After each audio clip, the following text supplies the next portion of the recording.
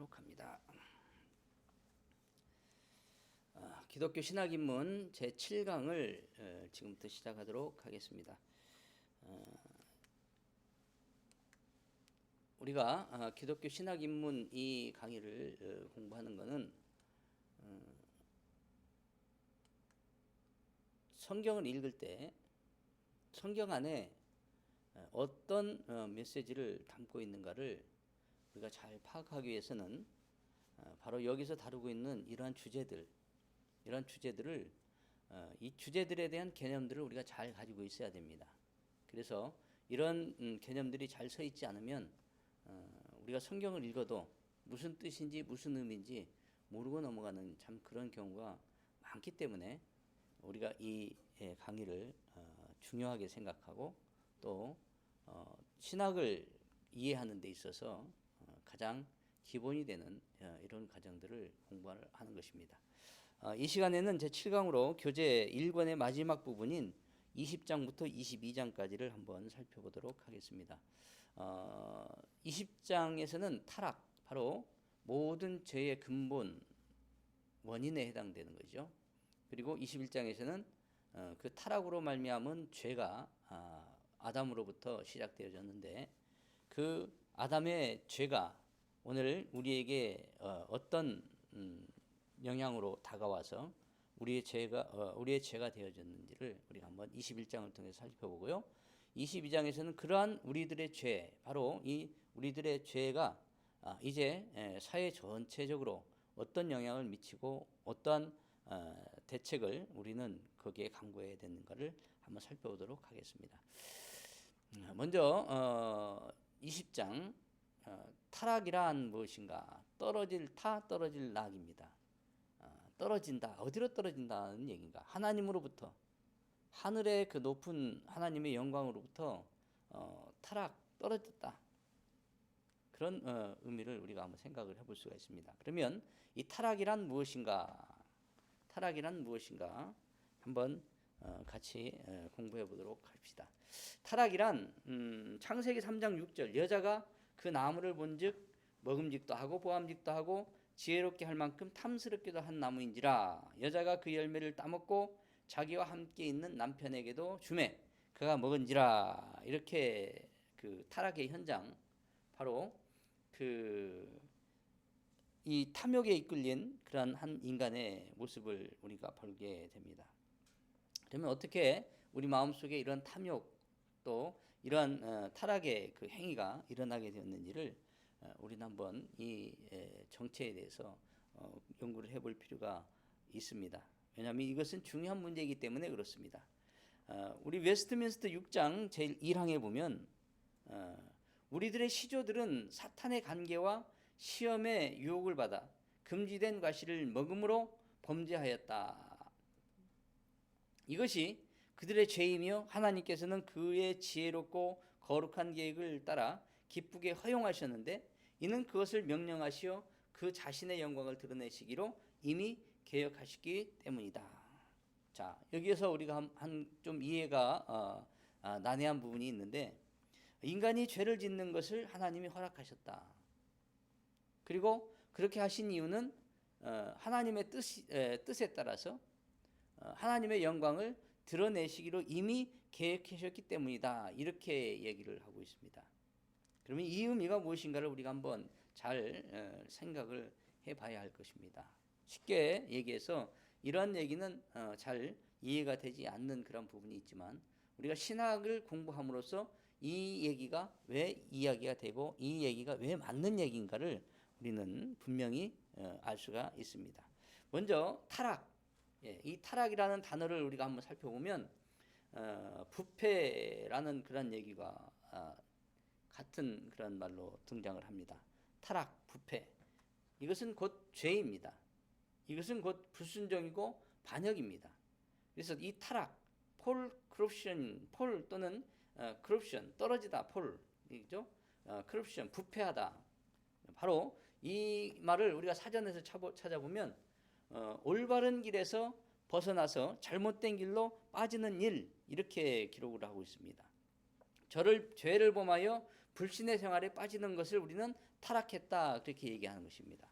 바로 인간이 죄를 짓고 하나님의 그 에덴에서 이제 쫓겨나서 그리고 이 세상의 광야의 땅에 황무지의 땅에 그렇게 내쫓김을 당하는 바로 그런 것이 바로 이 타락입니다. 이 타락과 비슷한 말로서 이제 부패, 퇴폐, 전락, 탈선 이런 말들이 있죠. 우리가 이 타락이라는 말을 알기 위해서 여러분들에게 제공되어 있는 꼭 알아야 할 기독교 핵심 교리 50에 보면 제13장에 페이지론 73쪽이죠. 여기에 보면 타락 이전에 이 타락이라는 그런 내용들이 잘 정리가 되어 있습니다. 여러분들이 그 내용들을 한번 잘 숙지를 하시고 또 여러분들의 이 지식으로 삼았으면 좋을 것 같습니다. 바로 인간의 이 타락이란 무슨 뜻인가? 타락은 한 사람 때문에 죄가 세상에 들어오고 그 죄 때문에 사망이 세상에 들어온 역사적인 그런 사건을 의미한다고 여기서 얘기하고 있는데, 타락 바로 이전에 먼저 우리가 조금 전에 창세기 3장 16절의 말씀에서 봤듯이 사탄의 유혹이 있었고, 그리고 그 유혹을 우리에게 사탄은 강요하였거나 또 강제로 우리가 그 죄를 짓도록 그렇게 하지는 않았습니다. 그저 유혹을 던져줬을 때 바로 부패한 우리 심령이 그 유혹을 받아서 그것을 절제하고 정말 피 흘리기까지 대적하지 못하고 그 유혹을 바로 자기의 유익으로 금방 바꿔버린 그러한 것을 우리는 타락했다 그렇게 얘기를 하는 것입니다. 그래서 바로 하나님의 형상인 바로 인간이 하나님의 목적을 실행하는 것이 바로 지극히 당연한 일인데, 그렇게 하나님의 목적대로 자신에게 주어진 그러한 것을 그러한 권리를 그러한 은사를 사용하지 못하고 바로 하나님의 말씀과 배치되는 하나님의 말씀에 반역하는 그러한 불순종을 저지름으로써 이제 연이어지는 그런 죄와 또 연이어지는 그런 죄로 계속 이렇게 그 엄청난 파괴적인 그런 결과를 가져왔다는 것입니다. 그래서 타락했다 이 얘기는 바로 불순종입니다. 하나님의 말씀의 권위를 멸시하고 자신의 생각을 내세운 그런 교만입니다.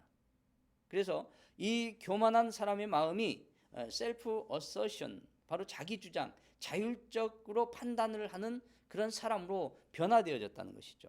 이것은 곧 하나님의 형상을 부정하는 것이고 하나님을 향해서 반역하는 그러한 행위였다. 이것을 우리는 불순종이다 그렇게 얘기하고 이것을 타락했다 그렇게 얘기를 하는 것입니다. 이 불순종에는 하나님의 그 순종과 불순종에 대해 하나님의 말씀에 대한 순종과 불순종에 대해서는 반드시 책임이 따르게 되어 있는데, 바로 순종했을 경우에는 하나님이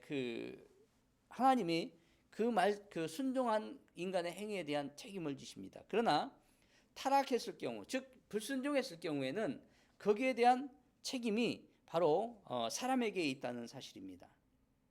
그러나 하나님의 이 탁월하심은 피조물의 이 타락과 죄의 오염에도 불구하고 그들에게 하나님의 그 영광이 결코 사라지지 않도록 하셨다는 것입니다. 그 이유는 우리가 조금 전에 온전한 인간 또 하나님의 형상에서 공부를 했던 것처럼 하나님이 그들을 회복시키기 위한 그런 목적이 있었고, 또 그 하나님은 그 회복시킨 그 인간들로부터 그 이전의 영광보다 더 큰 엄청난 영광을 받으시기 위해서, 드러내시기 위해서, 나타내기 위해서 그렇게 하셨다는 사실입니다.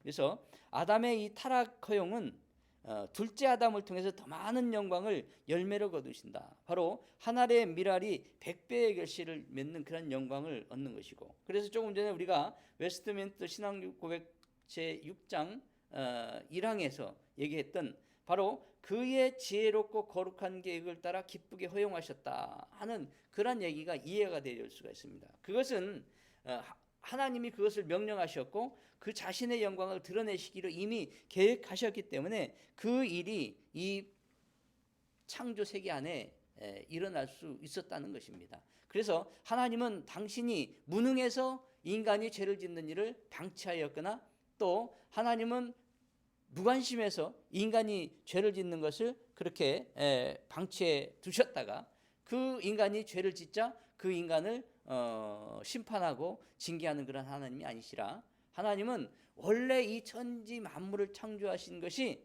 인간을 심판하고 어떤 것을 이렇게 억압하고 또 그것을 닥달하기 위해서 만드신 것이 아니라, 하나님은 이 우주 만물을 만드신 목적이 바로 당신의 영광을 드러내는 것이, 나타내는 겁니다. 하나님은 뭐가 필요해서 천지를 만드신 분이 아니고 바로 하나님의 당신의 영광을 나타내시기 위해서 이렇게 천지를 창조했다는 그러한 창조의 목적에 부합하는 맞는 그러한 그 결과를 얻을 수가 있었던 것이죠. 그러면 이 타락으로부터 얻어지는 그 결과는 바로 이 죄입니다. 죄. 이 죄는 바로 타락한 부패한 그 심령에서 나오는 그런 결과물들입니다. 이 결과물들은 단기적으로 장기적으로 끊임없이 지속적으로 계속 이 결과의 열매들을 맺는데 바로 죄의 열매들을 맺게 되어 있는 것입니다. 바로 이 죄의 열매들은 결국은 이 죄의 열매라는 것은 뭡니까? 바로 부패하고 타락한 인간의 본성에서 나오는 것이죠. 그것을 우리는 다른 말로 원죄다 그렇게 표현을 합니다. 그래서 인간 이전에 물론 죄가 있었는가 없었는가 그에 대한 사실을 우리가 정확히 알 수는 없지만 이사야서 14장 12절로 15절 말씀과 에스겔서 28장 말씀을 보면 천사가 타락했다, 그리고 죄가 시작되었다 그렇게 얘기합니다. 이것은 우주 만물이 창조되기 이전의 얘기를 하는 것입니다. 창세기 1장 1절 2절 말씀을 보면 2절 말씀에 보면 땅이 혼돈하고 공허하며 흑암이 깊음이 있고 하나님의 영은 수면에 운영하시니라 이렇게 말하고 있는데, 바로 태초에 이 우주 만물을 만드실 그 태초에 그 이전에 바로 하늘에서 이 천사들의 반역이 있었고 그리고 죄가 시작되었고 하나님은 그들을 붙들어서 묶어두셨다는 것이죠. 그런데 그 죄의 근본인 이 타락한 천사 바로 사탄이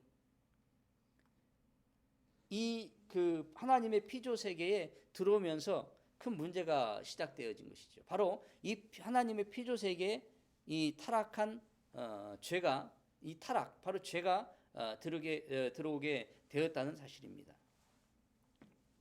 그래서 인류의 최초의 인류 바로 아담에게 이 그 사탄이 접근을 해서 바로 타락하도록 했고 그리고 그들로 하여금 죄에 오염되게 해서 그리고 부패한 그런 심령이 되어졌어요. 그리고 이 영적인 죽음을 막기 위해서 하나님과 모든 관계가 단절되도록 하였다는 것입니다.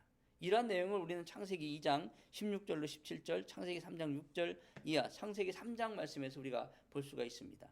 바로 창세기 3장에서 만나는 바로 인류 최초의 죄의 현장, 범죄의 현장에 바로 우리가 이러한 어떤 사탄의 작용과 또 인간들의 부패한 심성이 드러나는 것을 볼 수가 있습니다. 그래서 하나님의 이 말씀에 대한 피조물로서의 순종과 불순종에 대한 책임은 분명히 있습니다.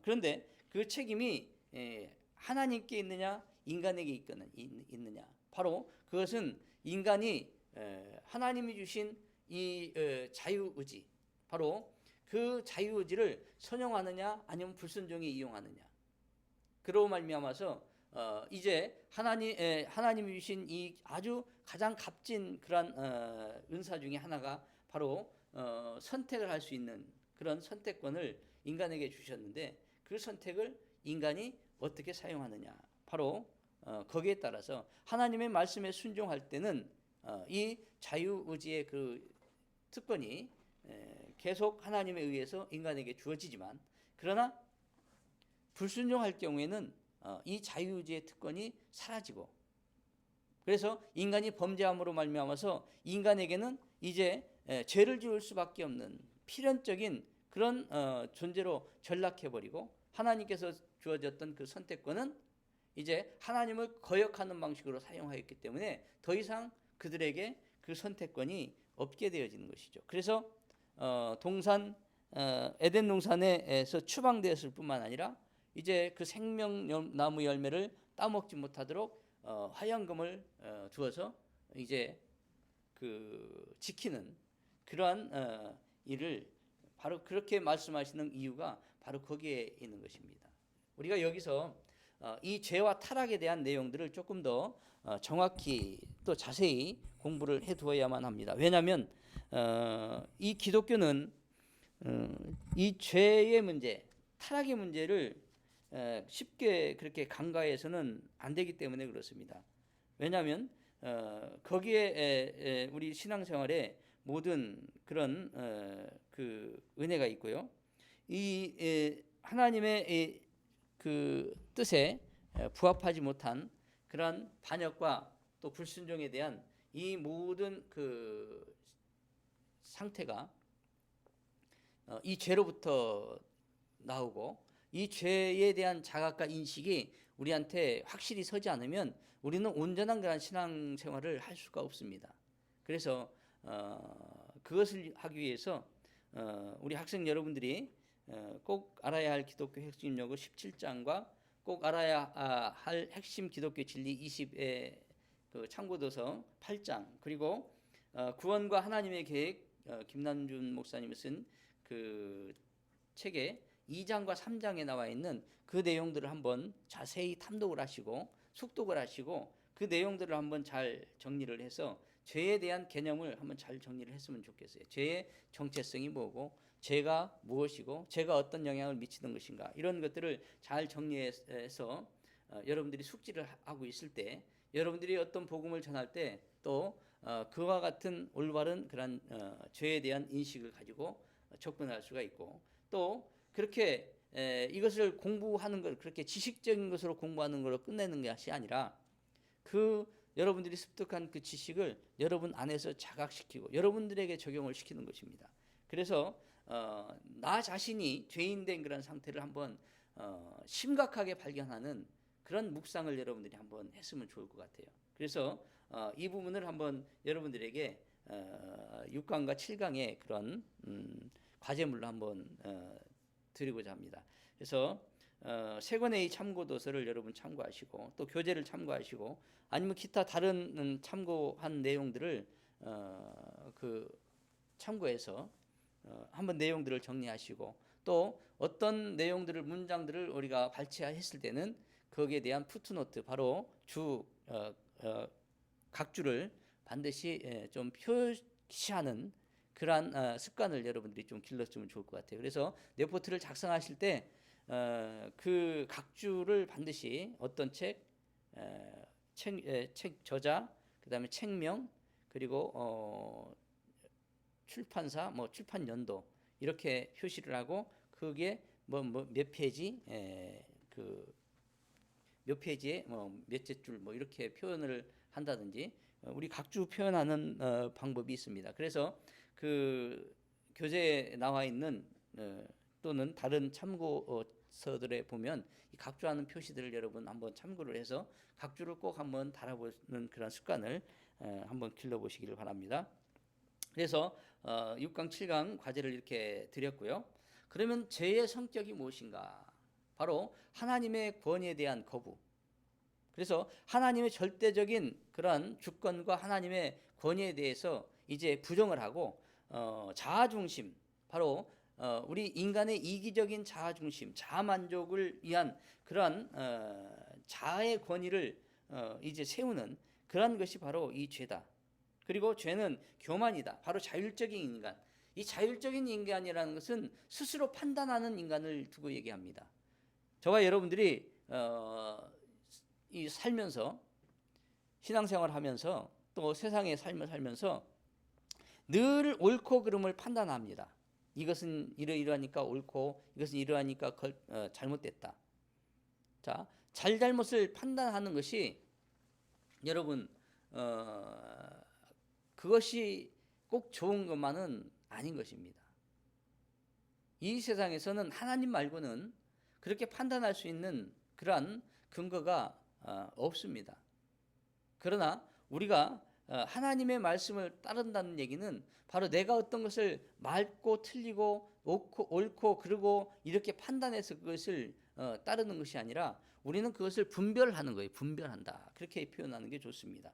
만약에 우리가 어떤 것을 자율적으로 판단한다는 것은 바로 교만한 것이고 하나님의 자리를 우리가 빼앗는 그런 그 오류를 범하게 죄를 범하게 된다는 사실을 여러분 기억하시기 바랍니다. 그래서 성경에서도 사도 바울이 옳고 그런 것에 대해서는 예 아니오라만 하고 우리의 생각과 어떤 것을 그게 보태지 말고, 그런데 우리가 신앙생활을 하면서 특히 개혁주의를 공부하는 사람들 가운데는 이 지식적인 그런 아까 제가 전 시간에도 말씀드린 것처럼 아주 냉철하고 무엇인가를 예리한 그런 논지와 또 아주 탁월하고 또 뭐 아주 그런 지성을 가지고 판단하고 있다는 것입니다.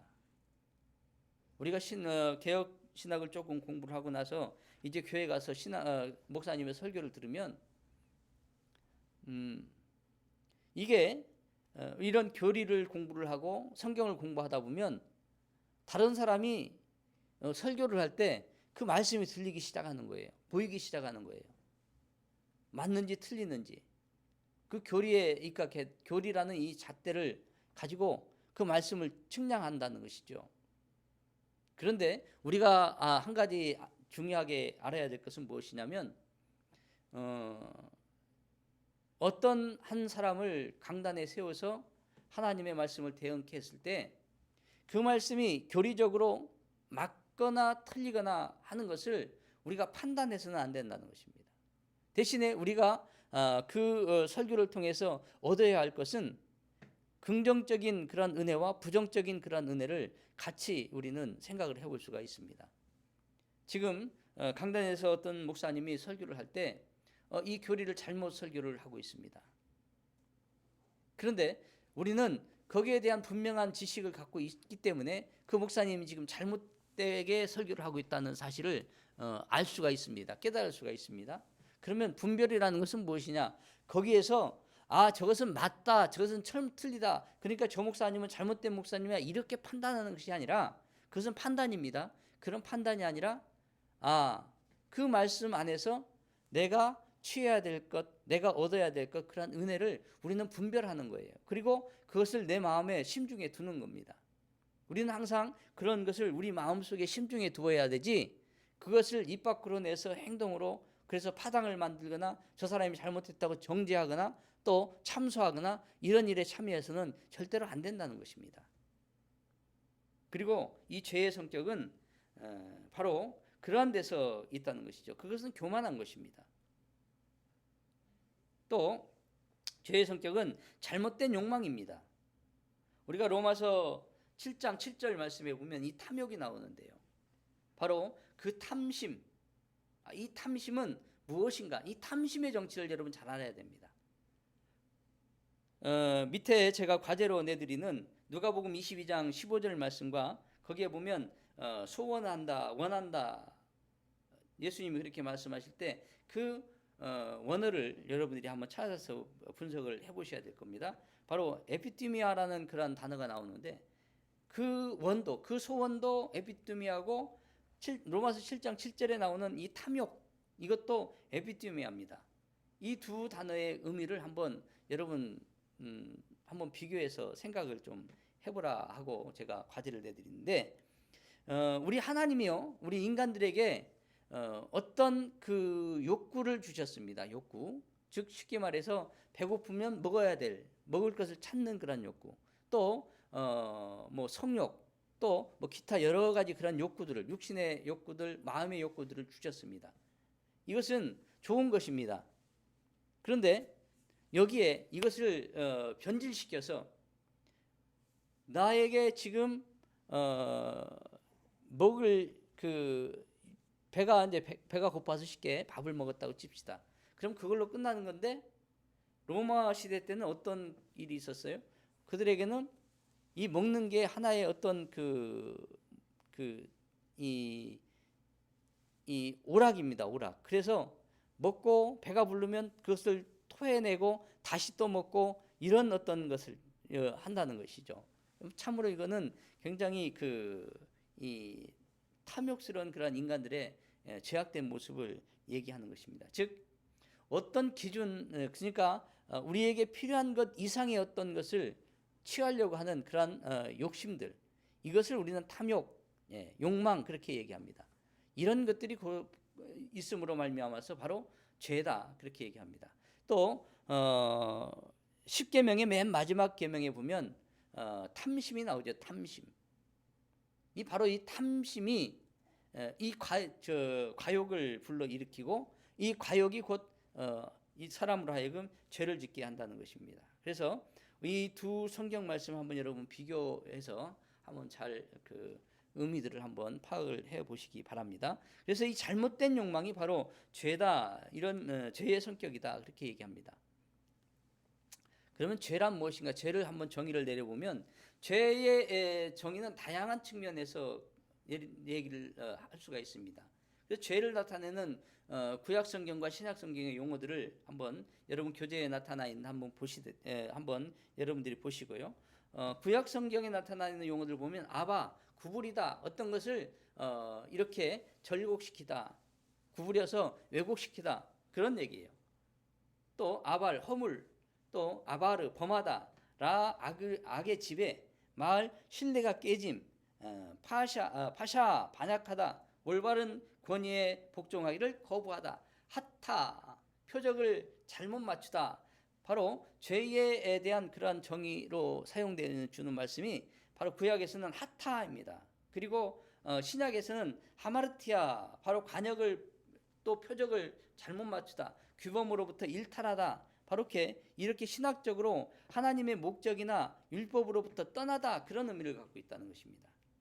그래서 구약에서 말하는 이 하타는 내면보다는 어떤 행위적인 그런 규범의 죄를 지칭을 하고요. 신약에서는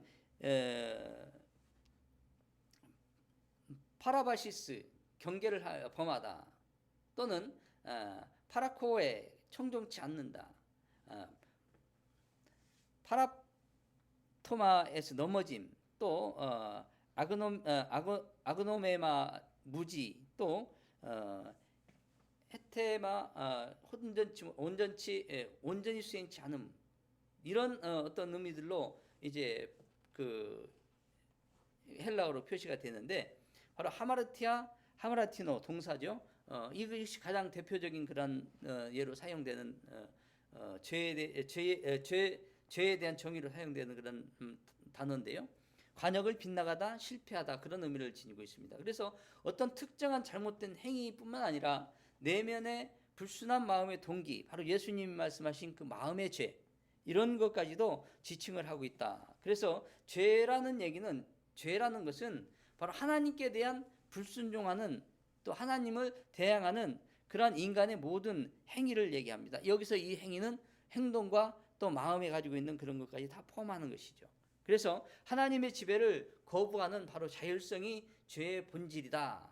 바로 인간의 자아만족, 자기중심성, 이기심을 키워가는 그러한 것이 바로 하나님에 대한 죄다.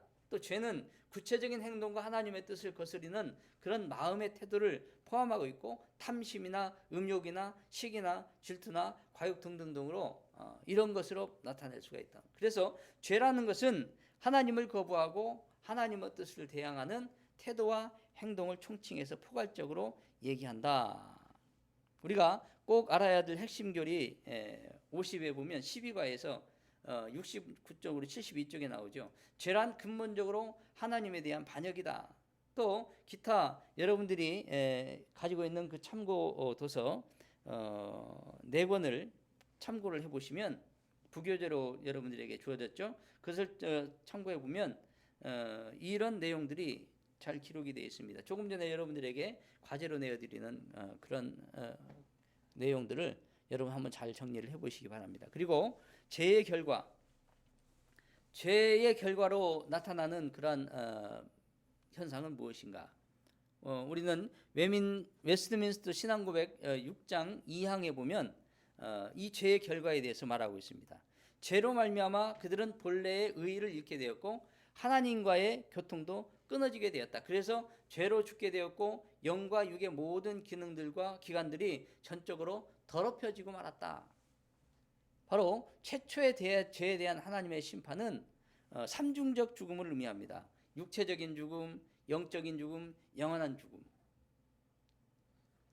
그리고 단 하나의 명령을 어긴 것이 바로 나머지 모든 계명을 어기는, 전체 율법을 어기는 그러한 것이 되어진다는 것입니다. 그래서 야고보서 2장 10절 말씀에 보면 죄는 마음의 태도의 문제라는 것입니다. 또 계명을 어길 마음이 있다면 바로 그 마음이 바로 불순종하는 마음이다. 불순종이다, 그렇게 결론지어 얘기합니다. 바로 이 죄의 결과는 하나님과의 관계가 단절되어지고, 이 하나님과의 관계의 단절은 이 가공할 만한 죄의 파괴력을 우리가 분명히 볼 수가 있습니다. 그래서 이 하나님과의 교제가 단절되는 것은 바로 영적인 죽음.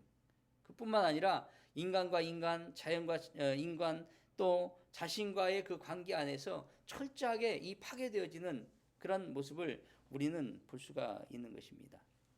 죄 가운데 바로 그러면 이 죄 가운데서 우리가 절망하고 죄 가운데 우리가 모든 것을 포기하고 그렇게 낙심하고 살 수밖에 없는 것인가? 그렇지 않습니다.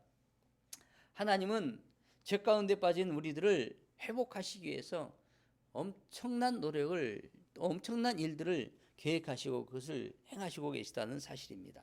그래서 죄 가운데 더욱 하나님의 은혜는 빛날 수밖에 없는 것입니다. 그래서 우리 죄인들이 바로 하나님의 말씀을 받고 그 말씀의 빛 가운데 이제 새로운 사람으로, 새로운 생명으로 그렇게 새로운 사람을 입게 되면 바로 이 모든 것이 이제 새롭게 되어지고 회복되어진다는 것입니다. 그런 이 일을 놓고 이 하나님의 영광을 위해서 하나님은 지금 죄 지은 인간들의 그 죄를 잠깐 심판을 유보하고 또 회복의 가능성을 주고 계시다는 것입니다. 그 회복의 가능성을 언약으로 표시하고 약속으로 주시는데 바로 창세기 3장에서 하와에게 하나님이 생명의 어미라, 이 하와라는 이름을 붙여주고요. 하나님의 은혜는 바로 그런 암흑 속에서 더욱 크게 빛을 발함으로써 바로 죄를 지은 아담을, 남자와 여자를 가죽옷을 지어서 입히시고 광야, 바로 그들의 마음과 같은 그런 광야로 그들을 추방을 하시게 되는 것이죠. 다음은 21장, 바로 그렇게 우리 조상이 죄를 지음으로 말미암아서 우리에게 그 죄의 영향이 미쳤는데 그 죄가 바로 원죄라는 것입니다. 웨스트민스터 신앙고백서 6장 3항을 보면 그들이 온 인류의 시조이기 때문에 그들이 범한 이 같은 죄의 죄책은 모든 후손들에게 전가되었다. 또한 그 죄로 인하여 바로 그 사망과 부패한 성품이 통상적인 출생법에 의하여 그 시조들에게서부터 후손에게로 유전되었다. 죄가 유전되었다. 바로 유전된 그 죄를 우리는 원죄다, 그렇게 얘기합니다. 또 6장 4항을 보면 이 원부패로 말미암아 우리는 선을 행하고자 하는 마음을 전혀 가질 수가 없다. 전적 부패라는 얘기예요. 전적 부패, 전적 타락, 그런 얘기입니다. 그래서 행할 능력도 없고 선한 것이 그 속에 없으며 전적으로 악을 행하는 성향만 있다. 성향이라는 것은 무엇을 향해서 가는 그러한 특성을 얘기합니다. 그래서 사람은 전적으로 부패한 타락한 이 인생, 죄로 오염된 그러한 인생들은 하나님을 향해서 가는 것이 아니라 어디를 향해서? 죄를 향해서 끊임없이 끌려가고 가는 것입니다. 그래서 죄를 향해서 계속 빠지기 때문에 그것을 타락이다, 그렇게 얘기하는 것입니다. 떨어지는 거예요. 여기서 이 모든 실제적인 범죄들이 나오게 되는데 바로 우리 사람들이 살면서 맺어가는 그런 살인죄, 사기죄, 간음죄, 도둑질 뭐 등등등 많은 그런 유무형의 그런 죄악들은 바로 이 타락한 원죄, 바로 이 원죄는 그 죄의 모든 범죄들의 뿌리인 거예요. 그래서 이 원죄의 뿌리가 우리 사람에게서 죽어서 뽑혀 나가지 않으면 여전히 우리 사람들은 계속 그 범죄의 죄과들, 열매들을 계속 맺게 돼 있다는 것입니다. 죄의 뿌리가 우리 사람에게서 완전히 해결되어지지 않으면 우리는 이 죄의 문제로부터 결코 자유로울 수 없다는 그런 얘기입니다. 하나님은 바로 우리의 이런 죄성을 완전히 없애주시기 위해서 그 죄를 십자가에서 처형을 하는 것입니다. 즉 예수님이 십자가에서 못 박혀서 죽으시는 것은 저와 여러분들의 죄가 십자가에서 처형당하는 것입니다. 그 십자가에서 우리의 죄가 죽지 않으면 그 죄는 여전히 우리에게 권세를 행하고 우리는 그 권세로 말미암아서 사망, 바로 죽음에서 헤어날 수 없는 그런 존재가 저와 여러분들이라는 사실입니다. 그래서 하나님의 은혜가 바로 우리에게 예수 그리스도로 다가온 것이 얼마나 다행한 일인지 모르는 것입니다. 또 외민 6장 5항을 보면 웨스트민스터 신앙고백 6장 5항이죠. 이러한 본성의 부패는 이 세상 사는 동안에 중생한 사람들 안에도 여전히 남아 있습니다. 우리가 거듭났어요. 예수 믿고 거듭난 사람이지만 그러나 이 부패한 본성이 여전히 저와 여러분에게 있습니다. 우리가 예수 믿었다 그래서 우리가 완전히 깨끗한 사람이 되었습니까? 그렇지 않다는 것입니다. 여전히 우리도 이 죄 가운데서 죄를 따라 또 우리가 깨닫지 못하는 하나님의 그 거룩하심을 깨닫지 못하는 것이 있다면 여전히 우리는 거기에 대한 범죄를 행할 수밖에 없는 그런 존재라는 것입니다. 그리고 그 부패함이 그리스도를 통해서 용서받고 억제되고 있는 것입니다. 예수님이 바로 우리를 위해서 중보하신다는 얘기는 바로 이 얘기예요. 우리가 구원받았어요. 예수를 믿어요. 그리고 교회를 잘 다녀요. 그런다고 죄를 안 짓습니까?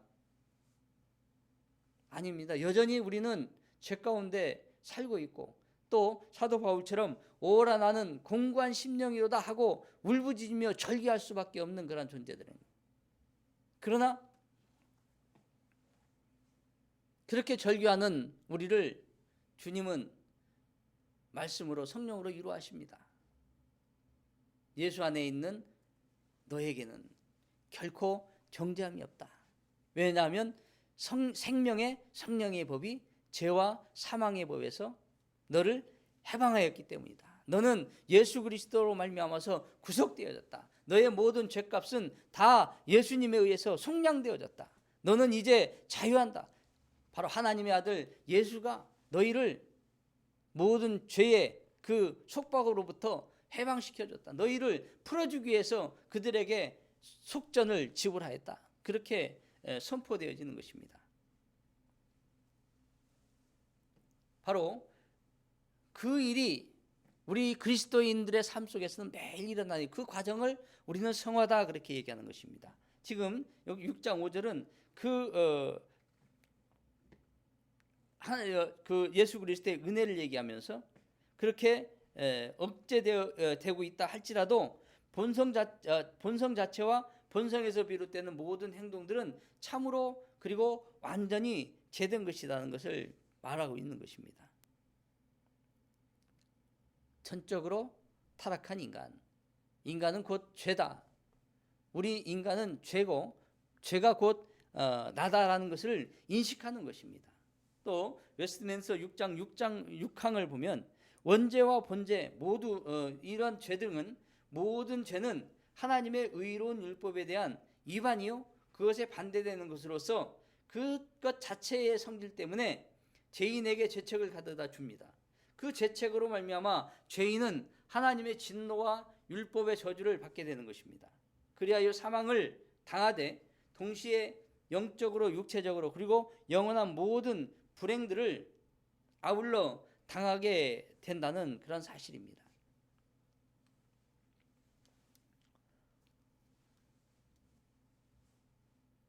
원죄, 바로 아담의 죄는 유전되어집니다. 바로 죄책의 유전. 로마서 5장 18절로 19절 말씀해 보면 첫째 아담의 그 죄가 모든 사람들을 죄 가운데 몰아넣었고, 또 둘째 아담 예수 그리스도가 그 모든 죄 가운데 그 빠진 그들을 구속하시는 그런 대표성의 원리를 얘기하고 있죠. 바로 부패성의 유전, 이 전적 타락입니다. 우리가 죄인이라는 또 다른 증거가 있는데, 바로 우리 속에 있는 이 원죄의 뿌리는 셀 수 없이 많은 그런 죄들을 우리로 하여금 맺게 함으로 우리가 그 죄가들과 분리될 수 없는 그런 현실 가운데 있는 그런 존재들이라는 것을 얘기합니다. 그러면서 우리가 죄인인 또 다른 증거는 뭐냐면, 이러한 죄의 열매들을 맺으면서 우리는 이 죄의 열매들을 늘 감추고 부인하고 회피하려고 하는 그러한 본성을 또한 보인다는 것입니다. 그래서 우리는 죄를 짓고도 죄인이 아닌 것처럼 그렇게 사는 우리들의 모습을 발견할 수가 있다는 것입니다. 그래서 제가 여러분들에게 이 시간 과제로 드리는 바로 죄에 대한, 자신의 죄에 대한 이런 이 죄에 대한 이런 내용들을 우리가 공부할 때 내 자신에 대한 그런 죄에 대해서 우리가 철저하게 하나도 빠짐이 없이 한번 잘 그렇게 묵상을 해볼 필요가 있다는 것입니다. 내가 누구를 욕했다거나, 내가 누구와 과거에 어떻게 음란한 그런 죄를 지었다거나, 도적질을 했다거나, 또 살인을 했다거나, 이런 등등 기타 많은 그런 죄의 열매들을 우리가 가지고 있으면서 그 죄의 우리가 땄던 그 죄의 열매들 하나하나를 우리는 바로 이 그 예수 그리스도 십자가의 원리에 대조해가면서 철저하게 하나하나를 우리는 다 십자가에 못 박는 그런 하나님의 은혜를 체험을 해야 된다는 것입니다.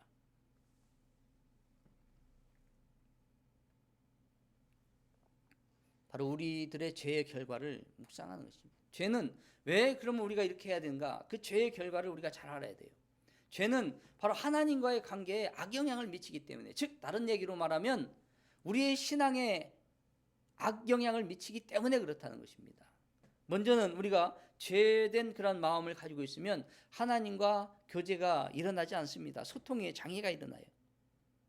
또 그러한 죄 가운데 빠진 사람들은 인간의 위치, 바로 자신이 어떤 위치에 있는가를 망각하게 되고, 그리고 그런 상태로 지속되어질 때 바로 하나님의 분노가 유발되어지고, 그리고 하나님은 바로 우리의 죄에 대해서 진노하신다. 여기서 이 진노는 감정적인 하나님의 분노나 진노는 감정적인 그런 것이 아니라 이것은 공의입니다.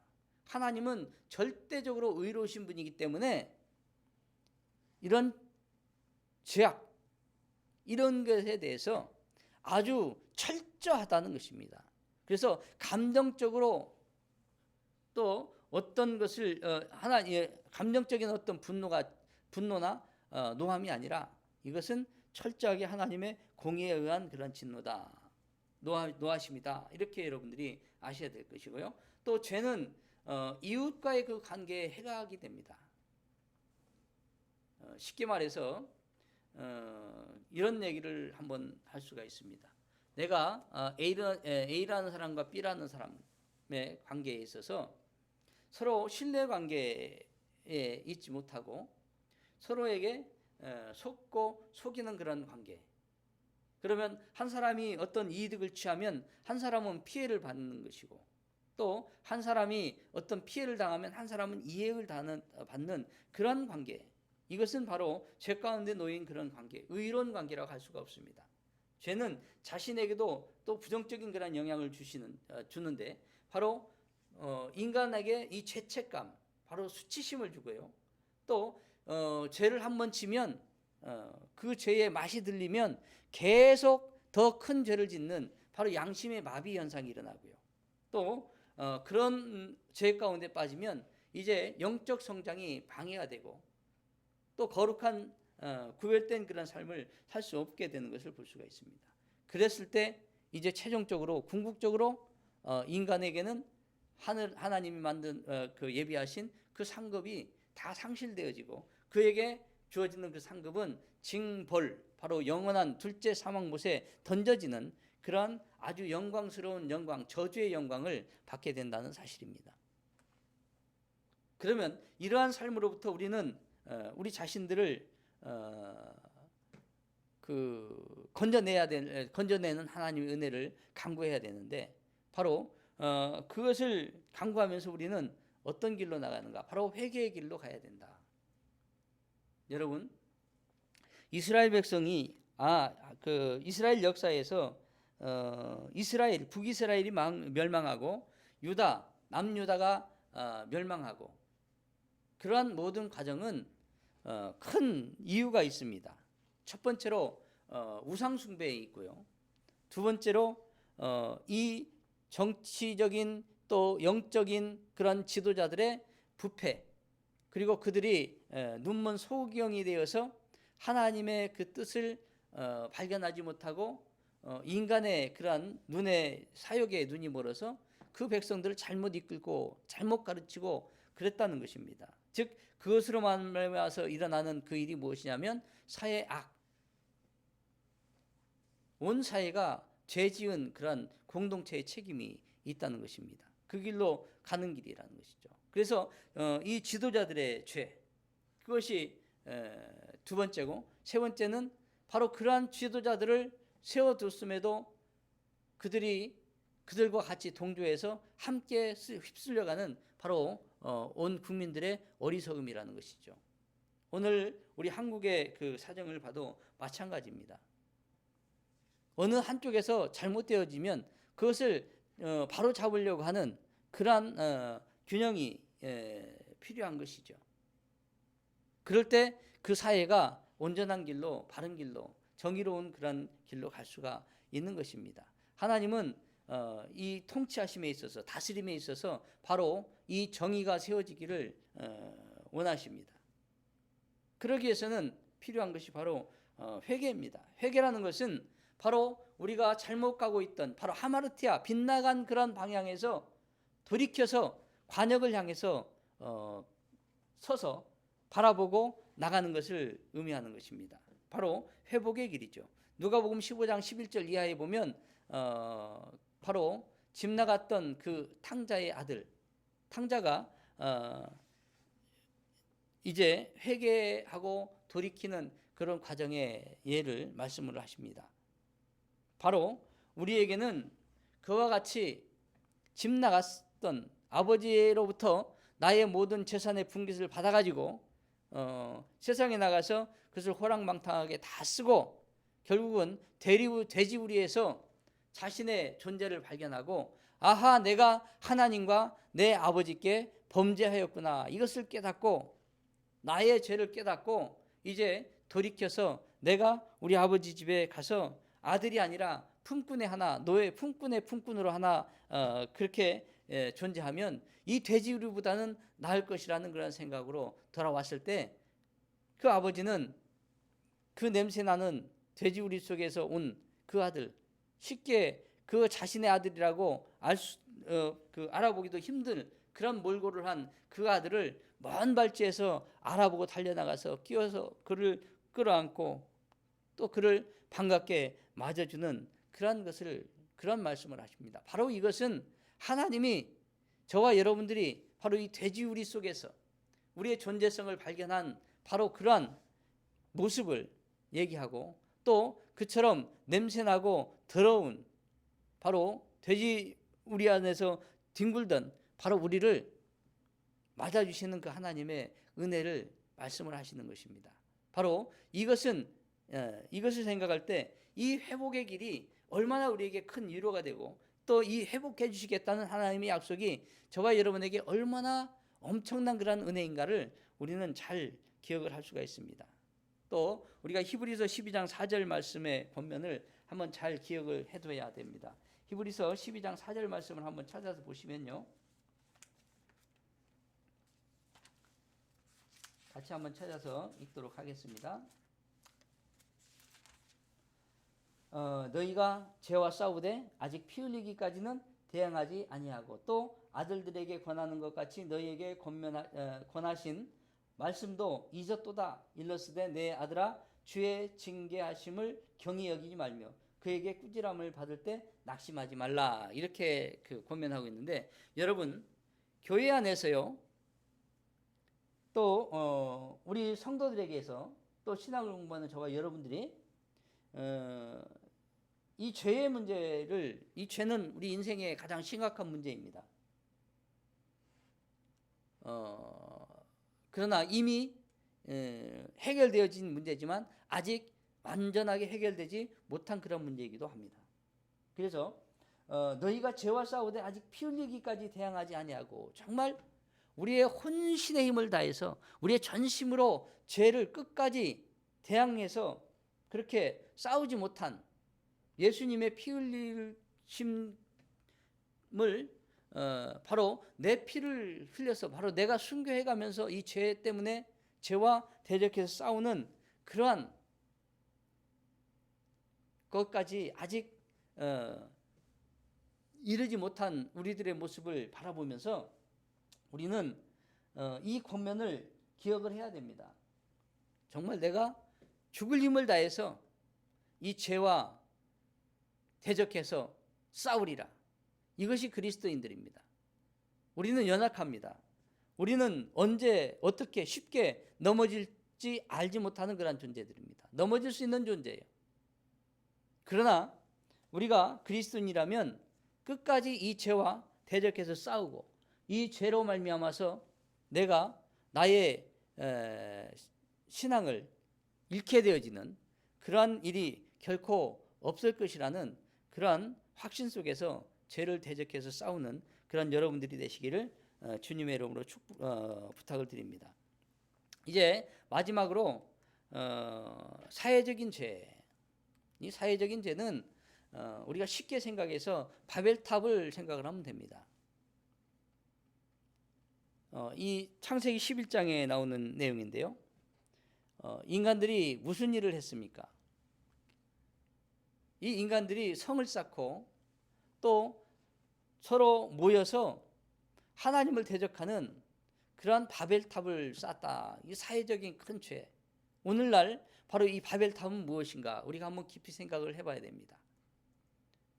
바로 이 바벨탑은 이 사회적인 죄, 바로 죄인 하나가 모여서 이루어진 이 거대한 죄덩어리의 이 사회가 어떻게 하나님을 향해서 올바른 그런 길로 나가는 것인지, 아니면 하나님을 대적해서 그렇게 바벨탑을 쌓는 그러한 길로 나가는 것인가를 우리는 이 교훈을 통해서 분명히 볼 수가 있습니다.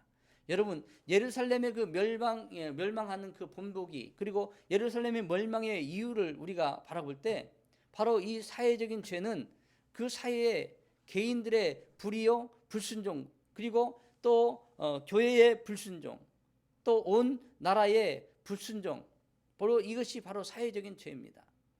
그 사회적인 죄는 그 사회, 그러한 멸망당하는 그러한 사회에서는 정의를 찾아볼 수가 없었고요. 정의로운 그러한 다스림이 없었다는 것이죠.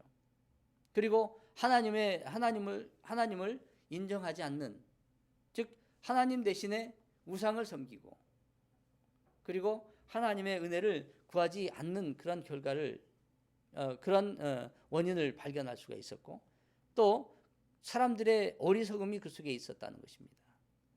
자기들이 잘못 가고 있는데도 잘 가고 있는 것처럼 그렇게 여기는 것. 오늘날 우리 사회가 그런 사회가 되어 있지 않는가를 한번 잘 살펴봐야 합니다. 그리고 그런 사회 속에서 우리는 많은 그런 문제들을 생각을 해볼 수가 있죠. 그래서 오늘날 기독교인들은, 그리스도인들은 바로 이 사회 가운데서 일어나고 있는 그런 많은 문제, 첫째 일어나는 지진과 또 기근과 가뭄과 홍수와 화산 뭐 이런 등등 많은 문제들이 있죠. 또 지구 온난화, 또 가까이 있는 우리 국내에서 일어나고 있는 뭐 큰 대형 사건, 뭐 세월호 사건 같은 이런 문제들, 자, 이런 것들은 사실은 그 근본적으로 어떤 한 개인의 잘못된 그런 죄로 말미암아서 많은 사람들이 피해를 보고 아픔을 당하고 절망을 하게 됩니다. 그러면 그러한 문제들이 있으면 정의롭게 누군가가 나서서 착착착 정리하고 조사하고 딱 해서 마무리를 해야 되는데, 그러한 일들을 국가와 정부에서 또 원활하게 잘 해결하지도 못한 그러한 무능을 보이게 됩니다. 그럴 때 이 사회는 참으로 혼란스럽게 되어지고, 또 이 세상을, 그 시대에 살아가는 모든 사람들은 불안하고 두렵고 그런 일이 일어날 수밖에 없다는 것입니다. 이럴 때 우리 그리스도인들은 바로 과연 사회를 위해서 어떤 일들을 우리가 할 수 있는 것인가? 바로 이 사회적인 죄, 이런 것들을 우리는 사회적인 죄라는 것입니다. 이 사회적인 죄는 바로 인간의 전적 타락으로부터 나온다는 것이죠.